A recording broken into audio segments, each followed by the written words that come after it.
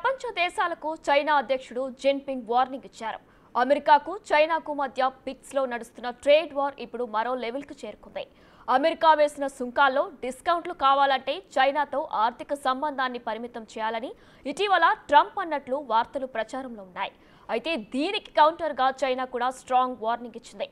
ఇంతకీ చైనా ఇచ్చిన వార్నింగ్ ఎవరికి? అందులో చైనా ఏం చెప్పింది? ఈ పరిణామం ప్రపంచంపై ఎలాంటి ప్రభావం చూపనుంది?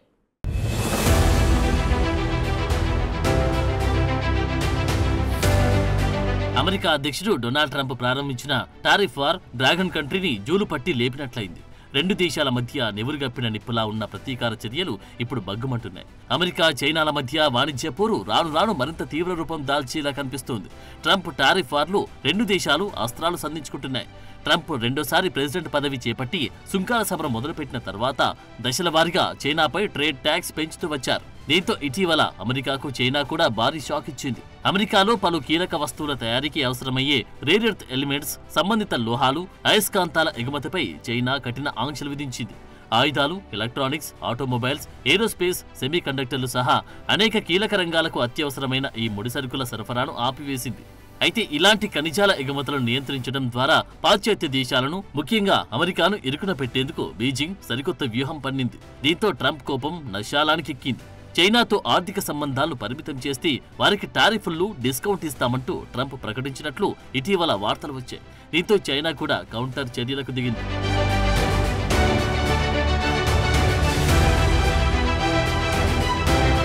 అమెరికాలో వాణిజ్య ఒప్పందాలు కుదుర్చుకునే దేశాలకు, ముఖ్యంగా చైనా ప్రయోజనాలకు హాని కలిగించే విధంగా ఒప్పందాలు చేసుకుంటే తీవ్రంగా పరిగణిస్తామని, పరస్పర ప్రతీకార చర్యలు తీసుకుంటామని చైనా ఘాటుగా స్పందించింది. ఈ హెచ్చరిక ఏప్రిల్ 21, 2025న చైనా వాణిజ్య మంత్రిత్వ శాఖ నుండి వచ్చింది. ఇక ట్రంప్ చైనాపై ఇప్పటికీ 145 నుండి 245% టారిఫ్లను విధించగా చైనా అమెరికా వస్తువులపై 125% టారిఫ్లతో ప్రతీకారం తీర్చుకుంది. ఇది రెండు అతిపెద్ద ఆర్థిక వ్యవస్థల మధ్య వాణిజ్య యుద్ధాన్ని తీవ్రతరం చేసింది. అయితే చైనా వాణిజ్య మంత్రిత్వ శాఖ ఇటీవలి రోజుల్లో అమెరికా ఏకపక్ష విధానాలను ఖండిస్తూ వచ్చింది. ఈ క్రమంలోనే ఇతర దేశాలు చైనా ప్రయోజనానికి నష్టం తెచ్చే ఒప్పందాలు కుదుర్చుకుంటే అవి విఫలమవుతాయని, ఇతర దేశాలకు కూడా హాని కలిగిస్తాయని పేర్కొంది.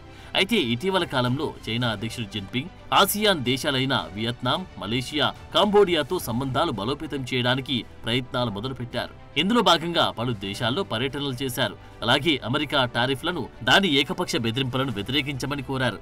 కాగా ఈ చర్యలు చైనా వాణిజ్య సంబంధాల విస్తరణతో పాటు అమెరికాపై ఒత్తిడిని తీసుకొచ్చే విధంగా ఉన్నాయి.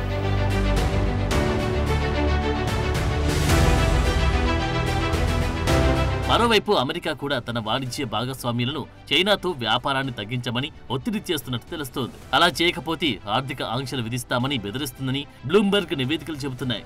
కాగా అమెరికా చర్యలను అంతర్జాతీయ వాణిజ్యంలో బలవంతంగా దోపిడిగా చైనా అభివర్ణిస్తుంది. ఈ విషయంలో చైనా తన హక్కులను కాపాడుకోవడానికి ఎంత దూరమైనా వెళ్తుందని పేర్కొంది. ఆసియన్ బ్లాక్ తో చైనా వాణిజ్యం 2025 మొదటి త్రైమాసికంలో 234 బిలియన్లు కాగా, ఇప్పుడు యూరోపియన్ యూనియన్ తో చర్చలు, అమెరికా ఒత్తిడిని ఎదుర్కోవడానికి, ఇతర దేశాలతో సంబంధాలు బలోపేతం చేయడానికి చైనా చేస్తున్న ప్రయత్నాల్లో భాగంగా ఉన్నాయి. అయితే ఈ వాణిజ్య యుద్ధం గ్లోబల్ ఎకానమీపై తీవ్ర ప్రభావం చూపుతుందని ఆర్థికవేత్తలు కూడా హెచ్చరిస్తున్నారు. దీని పరిణామాల్లో ధరల పెరుగుదల, సరఫరా గొలుసులు అంతరాయాలు, ఆర్థిక మాంద్యం వంటి ప్రభావాలున్నాయి. ఇక ఇప్పుడు చైనా చేసిన హెచ్చరిక అమెరికాతో వాణిజ్య ఒప్పందాలు చేసుకునే దేశాలకు స్పష్టమైన వార్నింగ్ పంపినట్లయింది.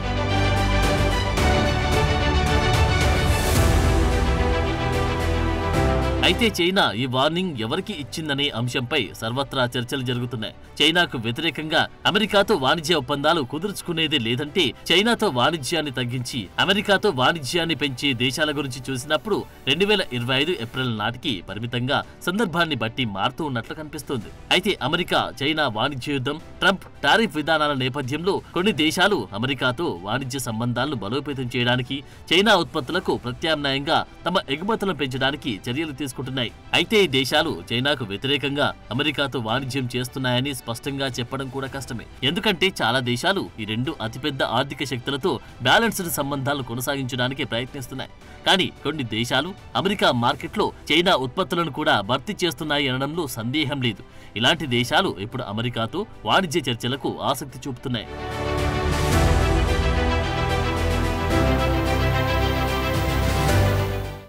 ఏం వెంకి పెళ్లి సుబ్బిచావుకు వచ్చిందన్నట్లు అమెరికా చైనాల మధ్య జగడం ప్రపంచ దేశాలను నిద్రకు దూరం చేస్తుంది. రెండు అతిపెద్ద ఆర్థిక వ్యవస్థలు తన్నుకుంటుంటే ఏ దేశంతో ఎలాంటి సంబంధాలు కొనసాగించాలో తెలియక ఇతర దేశాలు తికమక పడుతున్నాయి. వీటిలో ముఖ్యంగా ఆసియా దేశాలతో పాటు యూరోపియన్ యూనియన్ కూడా ఉంది. ఇప్పటికే రెండు అగ్రదేశాలతో వాణిజ్య సంబంధాలు కొనసాగిస్తున్న ఈ దేశాలు ఇప్పుడు సందిగ్ధంలో పడ్డాయి.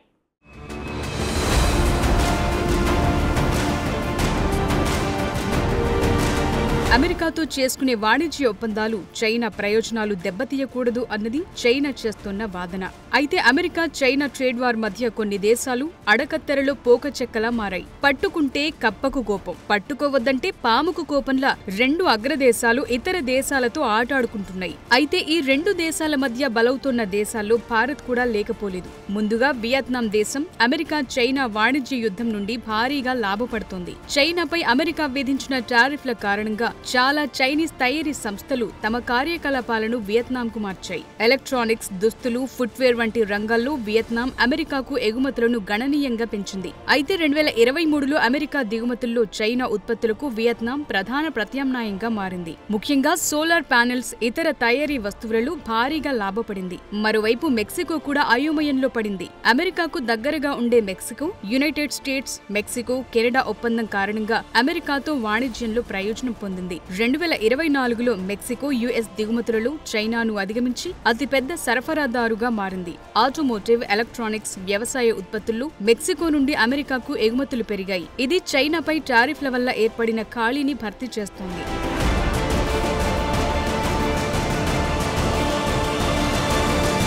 ఇక అమెరికా చైనాల మధ్య నలిగిపోతున్న మరో దేశం మలేషియా. మలేషియా కూడా చైనీస్ తయారీ సంస్థల కోసం ఒక ప్రత్యామ్నాయ హబ్ గా మారింది. ముఖ్యంగా ఎలక్ట్రానిక్స్, సెమీ కండక్టర్ రంగాల్లో బలంగా ఉంది. చైనీస్ సంస్థలు అమెరికా టారిఫ్లను దాటవేయడానికి మలేషియా ద్వారా తమ ఉత్పత్తులను రీ ఎక్స్పోర్ట్ చేస్తున్నాయి. ప్రస్తుతం అమెరికాతో వాణిజ్య చర్చలపై మలేషియా దృష్టి పెట్టింది. ఇది చైనాతో పోలిస్తే అమెరికాతో సంబంధాలను బలోపేతం చేయడానికి ప్రయత్నిస్తోంది. అలాగే ఆగ్నేయాసియా దేశాలైన థాయిలాండ్, కంబోడియాలు కూడా చైనా ఉత్పత్తులకు ప్రత్యామ్నాయంగా అమెరికాకు ఎగుమతులను పెంచాయి. ముఖ్యంగా దుస్తులు, ఫుట్వేర్, ఎలక్ట్రానిక్ భాగాల్లో జోరుగా ఉన్నాయి. ఈ దేశాలు చైనీస్ సంస్థల కోసం తయారీ కేంద్రాలుగా మారాయి. ముఖ్యంగా అమెరికా టారిఫ్లను తప్పించుకోవటానికి ఉపయోగపడుతున్నాయి. ఇక ఇండియా కూడా ఇదే కోవలో ఉంది. భారత్ అమెరికాతో వాణిజ్య సంబంధాలను బలోపేతం చేయడానికి ప్రయత్నిస్తోంది. ముఖ్యంగా ఎలక్ట్రానిక్స్, ఫార్మాస్యూటికల్స్, టెక్స్టైల్స్ రంగాల్లో ట్రేడ్ పెంచడానికి చూస్తోంది. ఇప్పటికే అమెరికా భారతదేశంతో వాణిజ్య చర్చలను ప్రారంభించింది. తాజాగా అమెరికా ఉపాధ్యక్షుడు జేడీ వాన్స్ 4 రోజుల భారత పర్యటన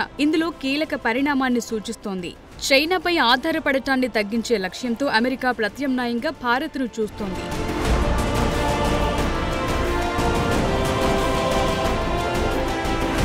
మరోవైపు అమెరికాకు సాంప్రదాయ మిత్రదేశాలైన జపాన్, దక్షిణ కొరియాలు వాణిజ్య చర్చల్లో నిమగ్నమయ్యున్నాయి. ఆటోమోటివ్, ఎలక్ట్రానిక్స్, సెమీ కండక్టర్ రంగాల్లో అమెరికాకు ఎగుమతులను పెంచుతున్నాయి. ఇది చైనాపై ఆధారపడటాన్ని తగ్గించే లక్ష్యంగా ఉంది. ఇక చైనా, జపాన్, దక్షిణ కొరియాలు 2025 మార్చి 30న త్రైపాక్షిక ఉచిత వాణిజ్య ఒప్పందంపై చర్చలు జరిపాయి. ఇది చైనా వ్యూహాత్మక బ్యాలెన్స్ కు అద్దం పడుతోంది. కానీ ఈ దేశాలు అమెరికాతో కూడా సన్నిహితంగా సహకరించడం ఇప్పుడు చైనాకు కంపనం పుట్టిస్తోంది. అందుకే అమెరికాతో వాణిజ్య ఒప్పందాలు కుదుర్చుకునే దేశాలు తీవ్రమైన పరిణామాలు ఎదుర్కొంటాయని హెచ్చరించింది. ఈ పరిణామం ఆసియన్ దేశాలు, యూరోపియన్ యూనియన్ పై ఒత్తిడిని పెంచుతోంది.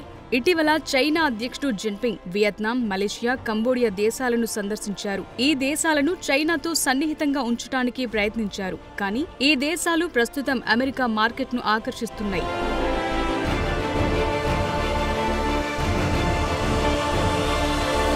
కొన్ని నివేదికల ప్రకారం జపాన్, దక్షిణ Korea, United Kingdom, Switzerland, Malaysia, Singapore, Brazil, Colombia, Turkey, Australia వంటి దేశాలు అమెరికాతో వాణిజ్య చర్చల్లో ఉన్నాయి. అయితే వియత్నాం, తైవాన్, భారత్, థాయిలాండ్, పోలాండ్లు అమెరికా ఒత్తిడికి లొంగిపోయినట్లు తెలుస్తోంది. ఎందుకంటే ఈ దేశాలు ఇప్పుడు అమెరికాతో వాణిజ్యాన్ని భారీగా పెంచుకునే ప్రయత్నాలు చేస్తున్నాయి. ఇప్పుడే కాదు, తరచుగా చైనాపై అమెరికా వేస్తున్న టారిఫ్ల నుండి లాభపడుతున్నాయి. అయితే ఈ దేశాలు చైనాతో కూడా వాణిజ్య సంబంధాలను కొనసాగిస్తున్నాయి. కాబట్టి వీటిని చైనాకు వ్యతిరేకంగా పూర్తిగా వర్గీకరించకపోయినప్పటికీ ఈ దేశాలు అమెరికా, చైనా మధ్య నడుస్తున్న ఆర్థిక యుద్ధంలో ఏమైపోతాయో అనేది ఇప్పుడు ప్రశ్నగా మారింది.